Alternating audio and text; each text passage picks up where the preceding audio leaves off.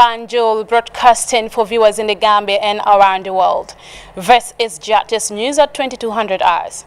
In the headlines, President Barrow discloses his government's plan to launch a massive humanitarian response aid to victims of July 7th devastating windstorm. Victims of the destructive windstorm picked the pieces of their battered lives amid efforts to restore essential services in the hardest hit areas. Promoting peace and peaceful coexistence in the Gambia, Vice President Toure continues her nationwide tour engaging opinion leaders, youth and women. In sports, Darussalam beats Ron Mango in the opening game of the Kotumanjai football competition. Across Africa, United Nations Security Council backs the African Union's mediation on the Nile Dam dispute between Egypt, Ethiopia and Sudan. More suspects arrested, including Colombians and U.S. nationals, over the assassination of Haitian President Jovenel Moïse. Well, viewers, all that and much more coming ahead in the news. Do stay with us.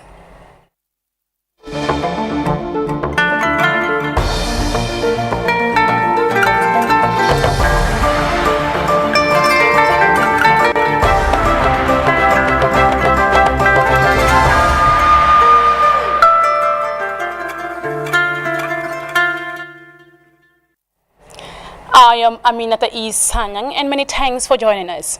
In the wake of perhaps the most devastating windstorm that swept across the country last Wednesday night, the President H.E. Adama Barrow has disclosed that his government will launch a massive humanitarian response effort to assist victims in the worst affected areas.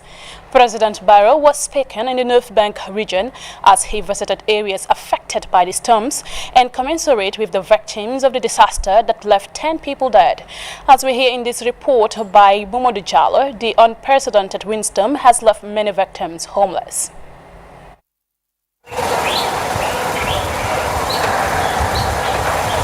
The President, His Excellency Adama Barrow, left the State House Friday afternoon for the provinces to lay the foundation stone of yet another groundbreaking project in the Central River region.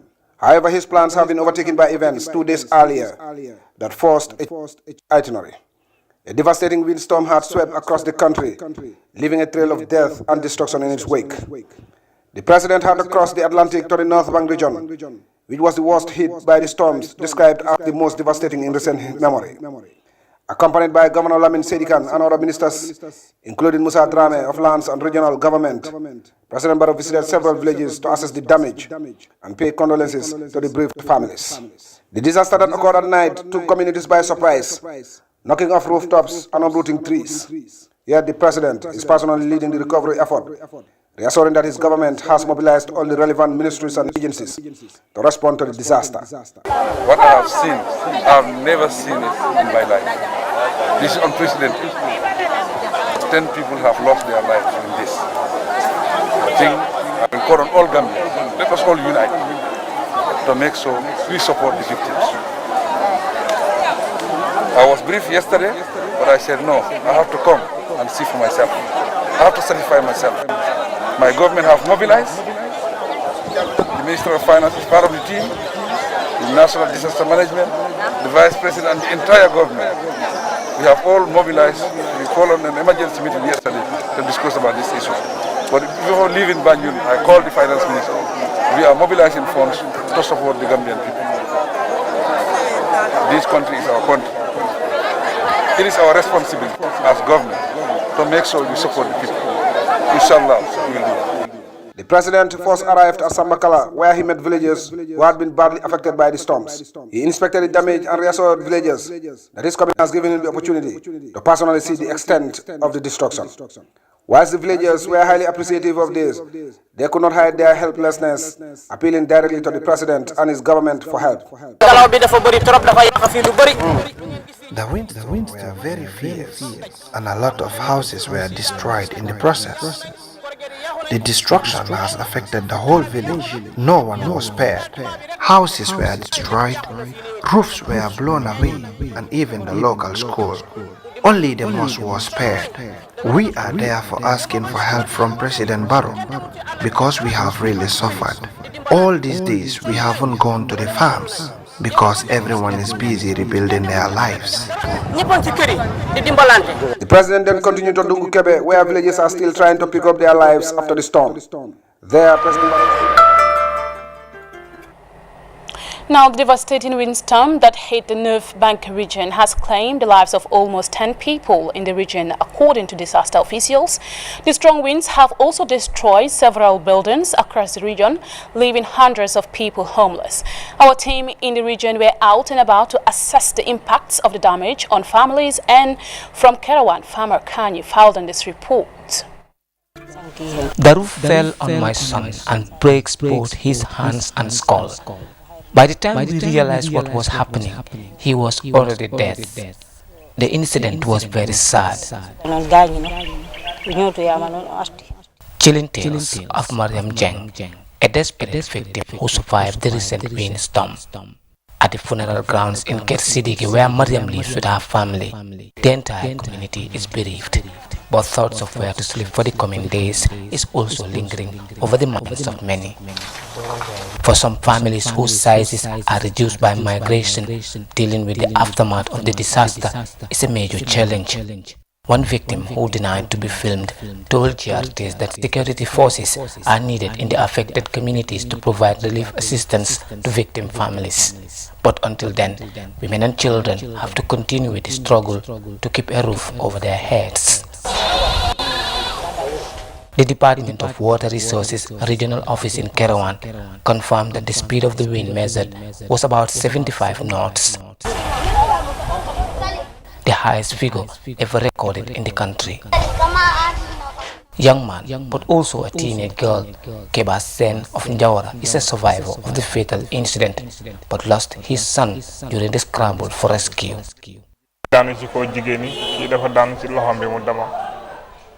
When it all started around 9 p.m., my wife and I tried to evacuate all our materials and children to safety.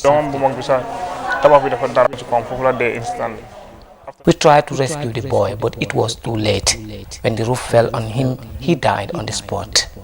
The National Disaster Management Agency reported the death of 8 people and several hundreds of displaced families across the region. The storm had affected all sectors of the community, including schools and hospitals. I said to Cham, another victim who lives in Sunju Jidda with her son, about 150 meters away from Kuntaya. Everything they own, including their only house, is all partially destroyed. kori di nga xamne dañ ko tapaté won yépp dem na garab bi ci biir kër gi yépp daanu na man awma kenn ko xamne kuma wara togal ci suma kër gi la ludut suma benn doom bu góor bi moo fi desoon ak man moo doon dimbalante ak man. Here we lost everything. My old mom and one of my sons nearly died because the wall fell on them. Moro Sise of Jokadu Dasilame lamented.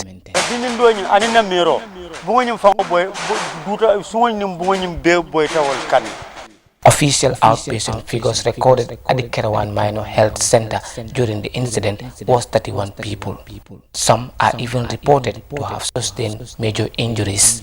When you compare the two villages, both Ker Ardo and Njawara, you have 31 people who sustained multiple injuries via the building house collapse on them. The deforested nature of the region is another factor that contributed to the scale of the storm. So far, the incident have displaced hundreds of families and left many others homeless, including women and children. For the news, I am Famarakani.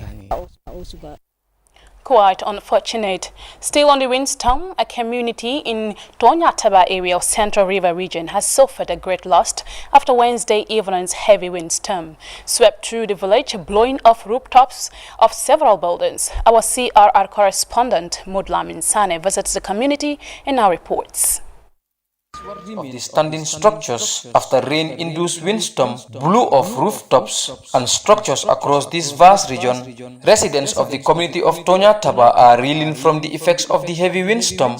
The late evening windstorm affected 4 major households, including the village mosques, blowing off roofs and leaving its victims houseless. Most of the destruction caused by the wind affected the Ndaukunda families, as houses were inundated and valuables destroyed.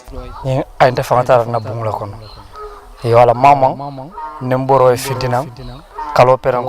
was inside my house when the wind started blowing and the roof started coming down. That is when I ran out and called for help.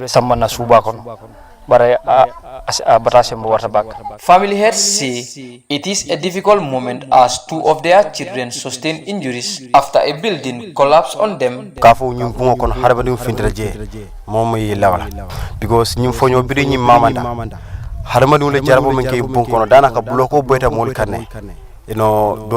we never thought people will escape from this house because some blocks fell onto them and some sustained injuries. Many valuables were lost to the destruction.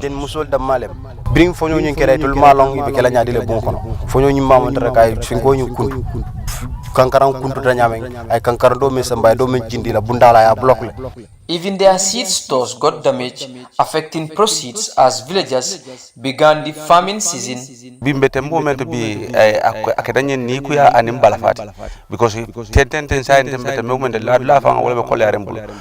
This is very sad and sympathetic because as I am speaking to you, none of these family members have a place to sleep, and even our farm proceeds got spoiled.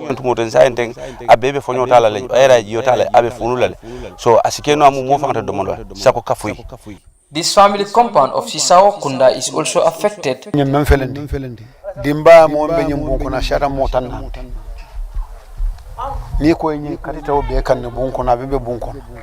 This house here accommodates up to 40 people, but imagine this roof fell on it. In our village, almost everyone is affected. Following the damage caused by the windstorm, these families in Sami district are looking for support to help rebuild their houses. Moudla Minsane reporting for GRTS News from the Central River region. Well, just days after the incident, the Gambia Red Cross Society Friday conducted an assessment tour to gauge the level of damages and impacts on families in the West Coast and North Bank regions. The humanitarian exercise follows the recent windstorm that claimed several lives and destroyed houses across the country, leaving hundreds of people homeless. Khadija Tujuara reports. The Gambia Red Cross Society Friday conducted an assessment tour to gauge the level of damages and its impact on families in the West Coast and North Bank regions. The humanitarian exercise follows the recent storm that claimed several lives and destroyed houses across the country, leaving hundreds of people homeless. We were informed based on the results of the assessment that was done yesterday, that this is one of the worst hit, if not the worst hit village in the region or in the country. So we decided to come and see for ourselves, because part of our principle is to prioritize communities that are badly affected. We know the whole country is affected, but this is the worst hit as far as the information is concerned. 200 households in this big village, and of course there are no deaths, but there were people who were injured, and of course as you might have heard, there were women headed or female headed households who are also affected, and most people are sleeping either in groups, this is not the time for that, or they are sleeping outside. So we decided to come here to really put more efforts and more energy in terms of helping to relieve the suffering of this community.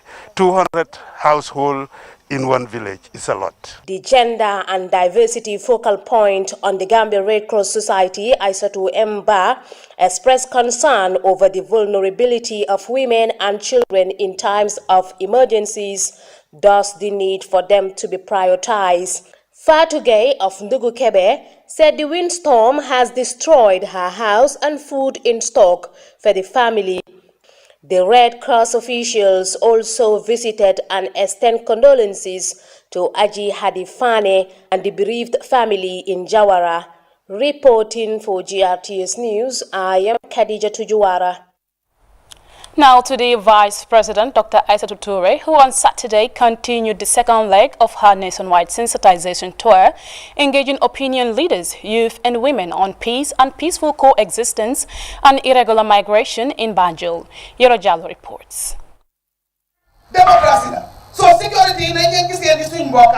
Vice President Toure stressed the need for opinion leaders to take the challenge for the advancement of their desired goals. She added that the maintenance of peace and stability should be everyone's business irrespective of our political and tribal differences. Dr. Toure also Gambians should desist from stigmatizing and discriminating against returnees upon their return to the Gambia, adding that attitude can make such returnees confused and make them venture into things that can undermine the peaceful nature of the country. The Minister of Agriculture, Amir Fabre, called on the youth and women to take opportunities provided by the current administration, as this will help them to make it in the Gambia and desist from actions that can ignite violence and irregular migration. Minister Fabre disclosed that the Roots Project aims to support youth and women in the agricultural sector and urged them to apply for the project through their regional directorate.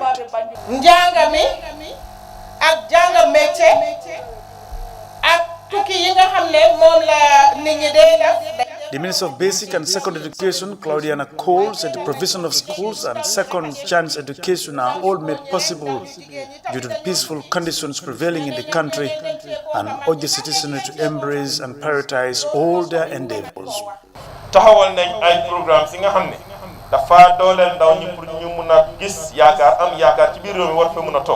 The Minister of Youth and Sports, Bakari Baji, said the government has provided a 20 million revolving scheme for youth entrepreneurs to enable them enhance their entrepreneurial aspiration.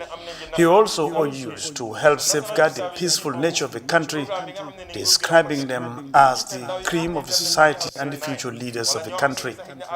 Other speakers include the Deputy Permanent Secretary's Office of the Vice President and the Interior, Sehu Tarawale and Fanta Bojang Samata Mane, respectively, all parents to instill in their families the significance of peace, stressing that no development can take place in the absence of peace. For their part, the Mayor of Banjul and the Youth Representative Rohim Malik Low and Isa Hasso, respectively, held the government for the tour which they describe as timely and important, especially at a time when the country is preparing for the forthcoming national elections. For GRTS News, this is Yero Jallo reporting. Staying with the Vice President, Dr. Aissatou Toure, as she reiterates government's commitment to intensify focus and attention to safeguard the sexual and reproductive health and rights of women and girls to achieve the free transformative zeros by 2030. Dr. Toure made the remarks during a televised statement marking World Population Day. The theme for this year's celebration is the rights and choices are the answer, whether baby boom or bust. The solution lies in prioritizing the reproductive health and rights of all people. Let's take a listen. In the Gambia, like in many developing countries, the devastating impact of the COVID-19 pandemic is more severe on women and girls. For instance, women's personal safety has been at risk due to increased exposure to gender-based violence, including FGM and child marriage, as lockdowns and social restrictions compelled people to stay home. Despite several legislations and programs for the promotion and protection of the rights of women and girls, violations such as domestic, physical, and sexual violence continue to pose a problem.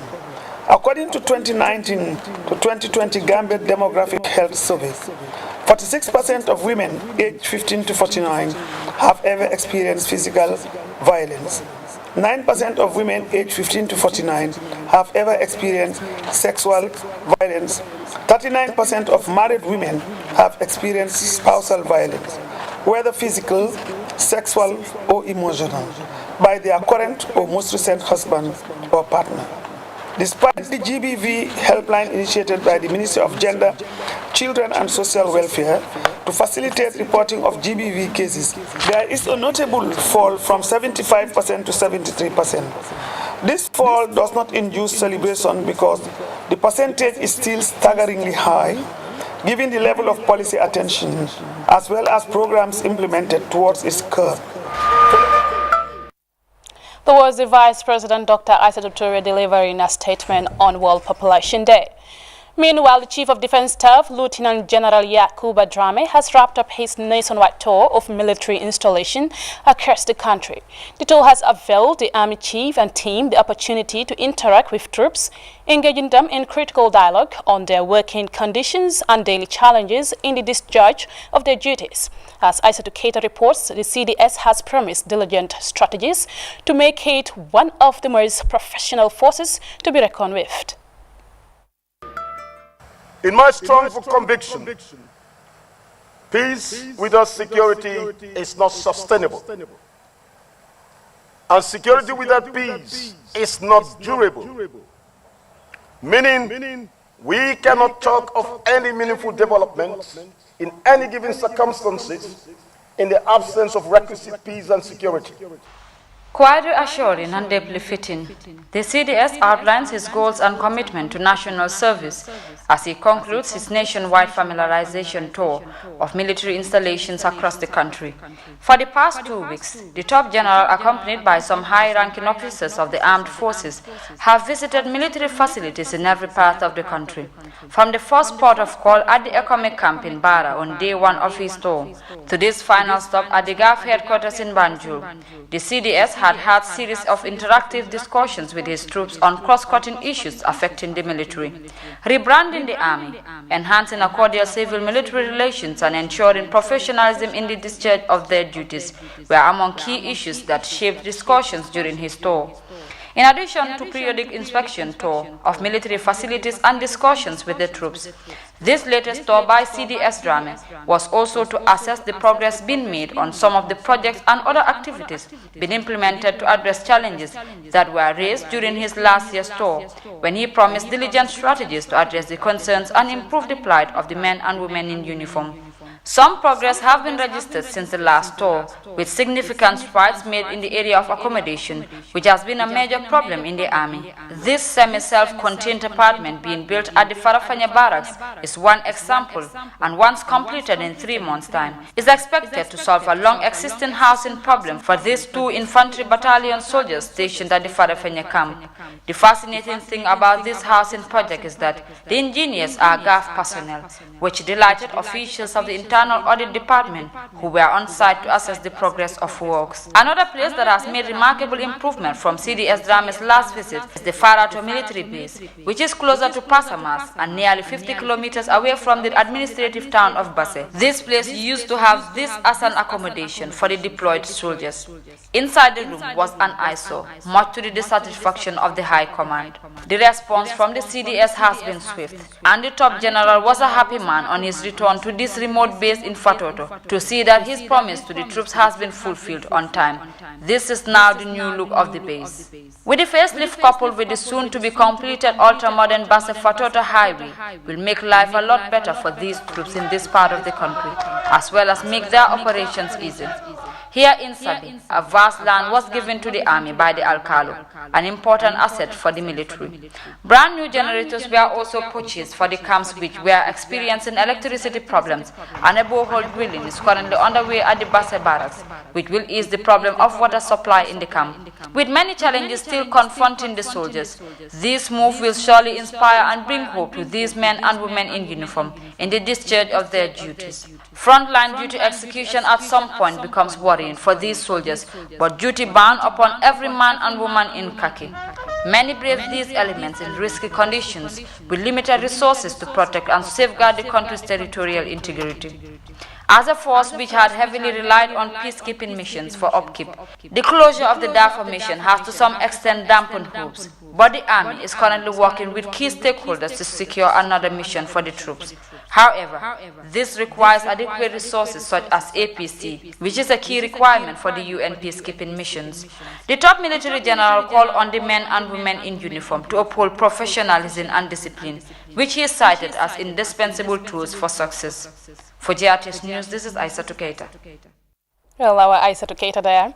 Over now to the Spezia report, where a GRTS crew traveled to Kiang in the Lower River region to produce a masterpiece on the installation of electricity in the area after many decades without power supply. The story highlights the benefits ushered in by the advent of electricity, which includes the enhancement of local economy and a conducive environment for the residents of Kiang.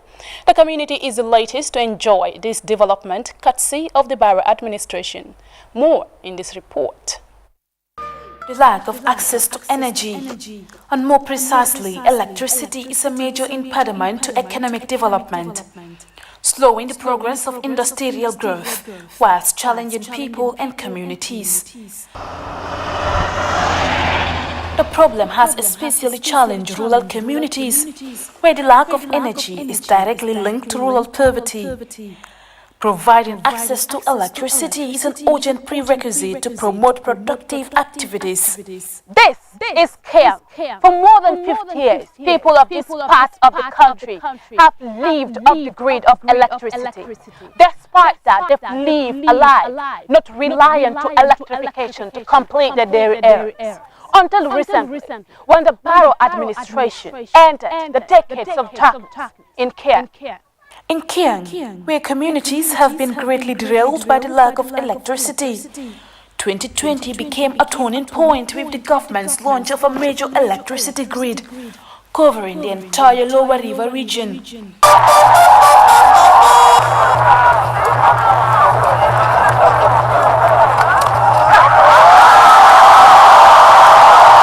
Communities here lost all hope, but the Barrow administration has restored hope in Kiang.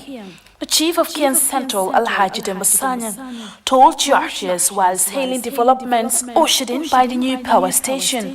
We have been so many years neglected with power in this area. When the first republic came into being, we were promised that we were going to have electricity, but to no avail.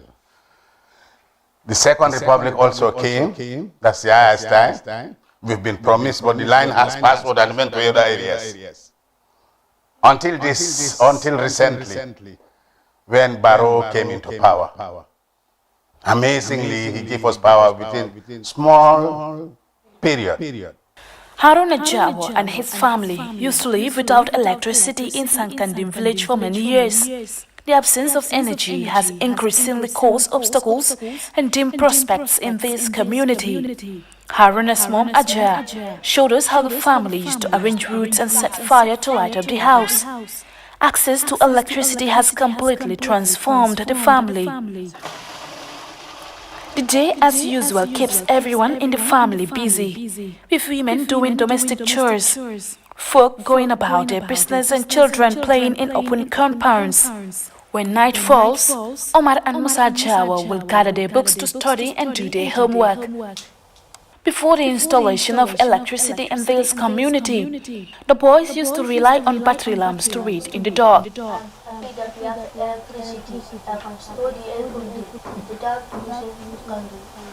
We visited Jafarong village in Kiang West, one of the communities in Kiang benefiting from the electricity grid. Residents are enjoying a new dawn with energy. Most houses are brightly lit with electricity. Families are now able to watch TV and catch up with the news. The area's hot temperatures will have been unbearable, but a cool breeze from these ceiling fans speaks of the positive difference that has significantly transformed life for Jifarong residents.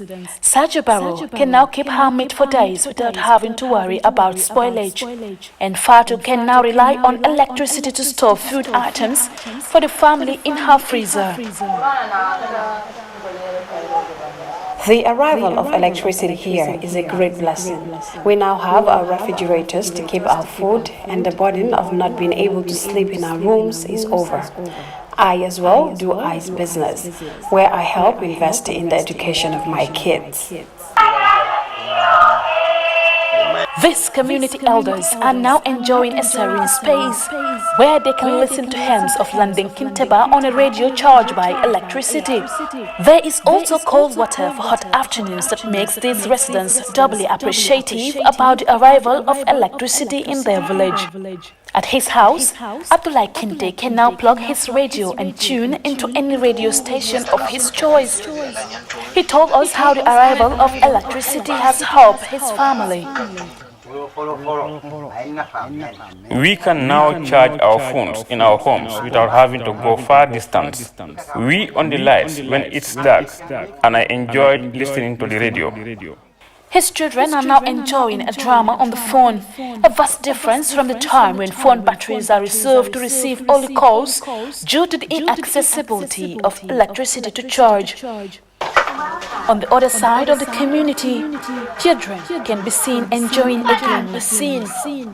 The arrival of electricity in these communities has greatly enhanced output by enabling more resourceful means of production. The electricity has changed the life and the livelihood of the people of these communities. Because in terms of business, our women, they have been benefited a lot. So they are doing their business. We have a lot of refrigerators in our compounds. Access to an electrical grid and better electricity services has also led to more efficient household savings and allowed the community to have more access to markets. We are grateful to Allah and the President for this development. The electricity has changed our condition and ended some of the struggles we go through. Ice blocks purchased from Buyam or Soma were the only opportunity to drink cold water when the heat hikes. Even that comes with hassles and high cost. For kids like Mariama, cold water means getting it from the jar. But since the installation of electricity in Kulikunda community, her family bought a refrigerator to access cold water and juice.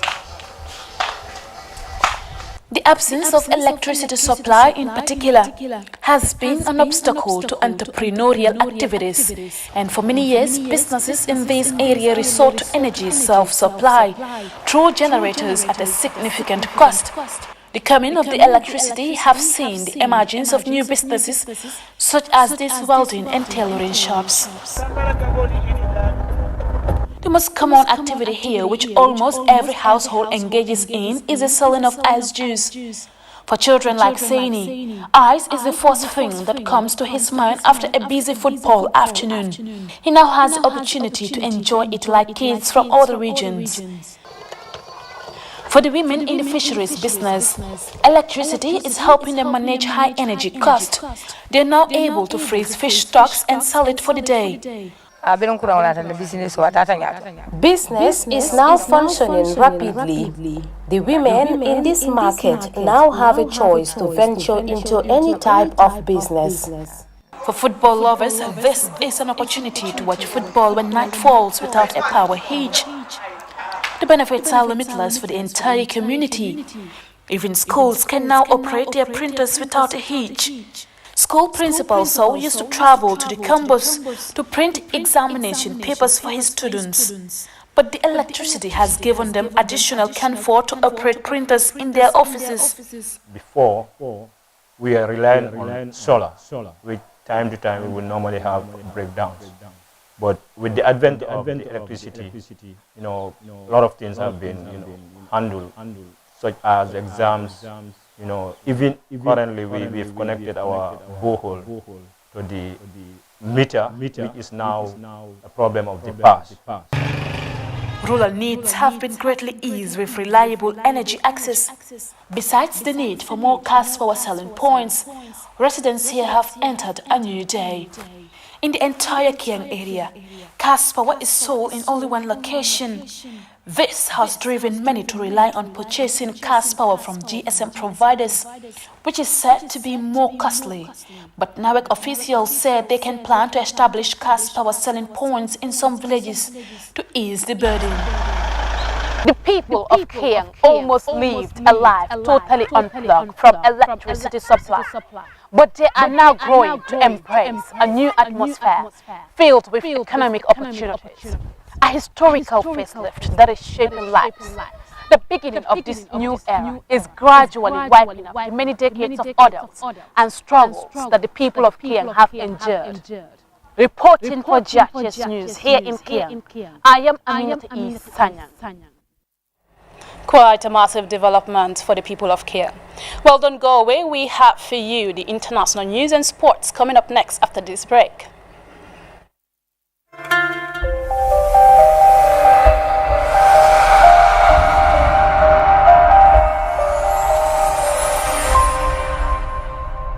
Security Council have backed the African Union's initiative to coordinate talks between Ethiopia, Sudan and Egypt to resolve the dispute over the filling of a reservoir behind the Iran-Ethiopia Renaissance Dam. Egypt and Sudan had asked the UN Security Council to help resolve the dispute, but Ethiopia insisted that the Council had no mandate to do so. At a session on Thursday, the Council threw its weight behind the AU's ongoing effort to end the standoff. Elsewhere, dozens of suspects have been arrested, including Haitian Americans and retired members of the Colombian military. Many questions raised about why the president was assassinated in his home on Wednesday and by whom. And now in sports, a football competition organized by the youth of Kotumanjai Ward kick-started with Dar es Salaam beating Ron Mango in the opening game. The tournament is geared towards encouraging the youth of the area to register ahead of the December presidential elections. Famara Baji covered the opening game and he tells us more. The entry to this tournament is through the voters card. Only players with a voters card are allowed to participate. Organizers say the tournament is to encourage the youths to register and be eligible to vote in the December presidential elections. From my own personal experience, I've realized that many young people don't register to vote, and you will only realize that when it is time for election time after the campaign, then they become excited and realize that they cannot vote, or you realize that they don't even have a voter's card. So we thought it is important to organize this kind of tournament and then ask them that before you are eligible to play, you must produce a voter's card. So that's the objective. Part of the pre-match formalities include an inspection to confirm if all these players have registered. One after the other, they will present their voter's card for confirmation. Winning might not matter much in this game between Dar es Salaam in black and Ron Mango in yellow, but both sides showcase their talents in an entertaining display in front of their supporters at the Kotu football field. And after 2 halves of goalless stalemate, the two teams settled for a penalty shootout, where Ron Mango squandered one kick, allowing Dar es Salaam to score and win 7-6 on penalties. We have 10 teams, each team registered 25 to 30 players, and then some, when they realized that if they don't have the voters card, they will not be eligible to play, they went out to get it. So, and we think now we still have some few more days left before the end close of the registration, and more of them will go once they realize that they want to play, but then they need a voters card in order to be able to play, they will go get it. And that, for me, that's fulfilling. I'm really satisfied that that have happened, the objective, yeah. This 10-team tournament will take a knockout format to the final. Famara Baji, GRTS News. Hello, Famara Baji there. Well, we will leave it at that, but first a quick look at our top stories once again. President Barrow has disclosed his government's plan to launch a massive humanitarian response aid to victims of July 7th. Victims of the destructive windstorm are picking the pieces of their battered lives amid efforts to restore essential services in hardest hit areas. Promoting peace and peaceful coexistence in the Gambia, Vice President Toure continues her nationwide tour, engaging opinion leaders, youth and women.